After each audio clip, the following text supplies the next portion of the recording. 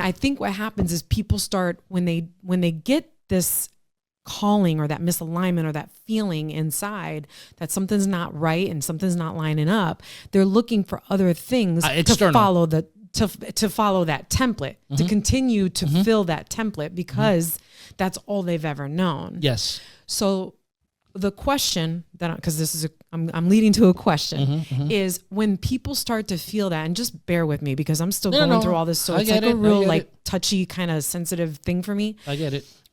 Because I did this. I've tried to keep following the template. Let me do this then. Let me look for another job. Let me do this. Let me go somewhere where I will be accepted or rewarded, or people will say, wow, she worked so hard. She has a terminal degree and she deserves this job. And I think for me, it's not any different than from other people. I looked for a job for a long time before I was able to get something else. Right. Yep. But again, I was following a template.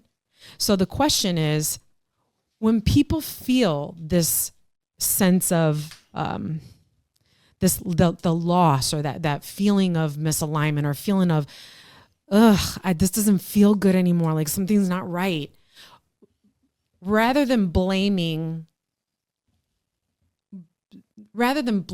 how do we take accountability for that? And then move in a direction that feels really scary, or just very uncertain, or you're just not familiar with it, because that's what we're trying to put out there. This is a feeling that is unfamiliar. It doesn't feel good. You don't know what to do with it. You're scared to death. You're like, what the fuck, Yeah.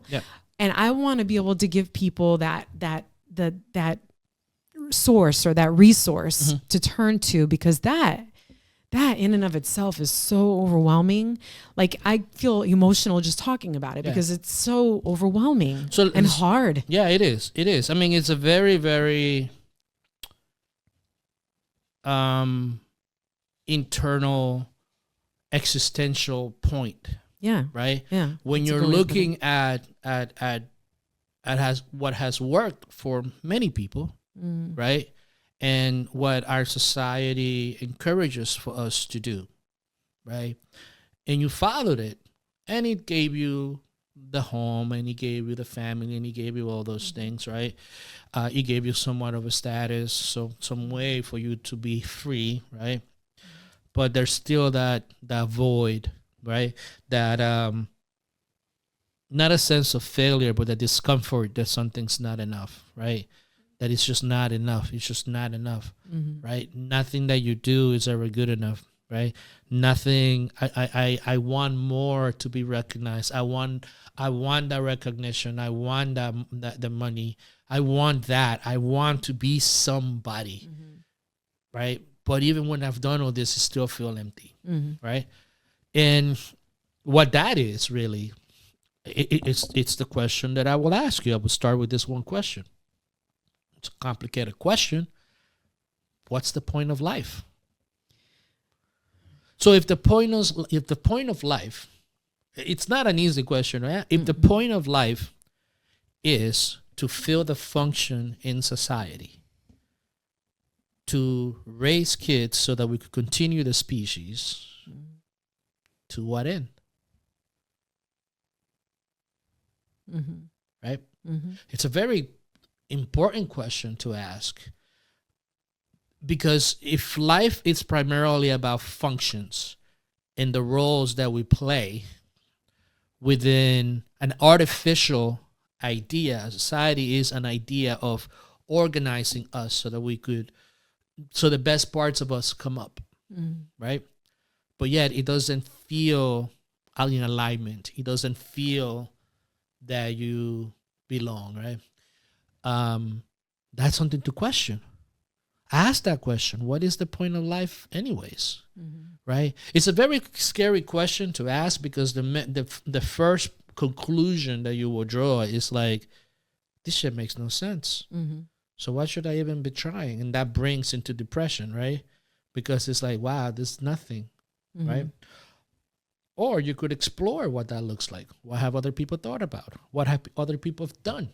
Right? And I call that like the spectrum of choice, right?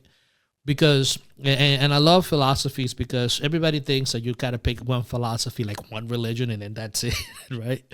But I like the spectrum, because the spectrum shows you that that depending upon how you perceive the world and how much you question or how close you question, right? Because one of the things that we talked about is that universal perspective, right? Looking at things more further than what your immediacy things are. Yeah. When you start looking at life from that broader point of view, you begin to understand, now, wait a minute, I'm not just bound by this.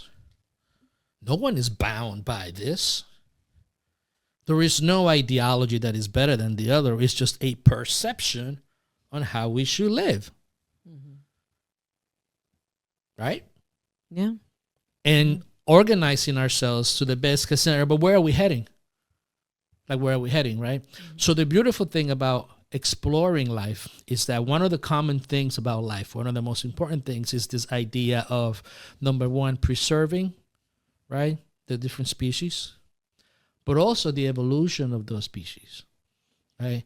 And I personally feel when you feel that discomfort, it is an invitation for you to evolve, for you to find within you, right, a different way of living, which consequently, in fact, affects everybody else around you. Right. Right? Yeah. And it doesn't have to be something, because we're always looking for the home runs, right? Yeah. It could be something simple as, oh, I like doing this. Let me investigate it. Maybe I could do this. And then people see that. It's like, wow, Jesse did this. Maybe I could do it. Right? So you start, these points of conflict are opportunities to deviate. Right. There are opportunities for growth. For growth. For me, that's because I look at myself right this minute, right now, as we're recording this episode, and I look at myself, 5 months ago, 6 months ago, maybe even less, maybe 4 months ago. And I was just like, what am I doing? Yeah. What am I doing? You know what I mean? And knowing that there's more out there for me meant, in my case, because this is a personal journey, meant really looking at the behaviors that I have been depositing into my life, the things that I have been doing to maintain. And while everything was like, the duck analogy, you look really calm on the top. At the bottom, I was like, going crazy because I was like, something is not right. You know what I mean? And I remember thinking, why am I feeling this feeling? Am I going through menopause? Because I'm like, why? I'm feeling I feel like crying. I feel like this. And, and it was really like the minute that I accepted, okay, I can't stay here anymore because I'm suffocating. Yeah. I'm like literally suffocating myself. Yes. I realized that I had to just be like the bird, open that door and then just walk out and just be and fly, right? But here's the thing, right?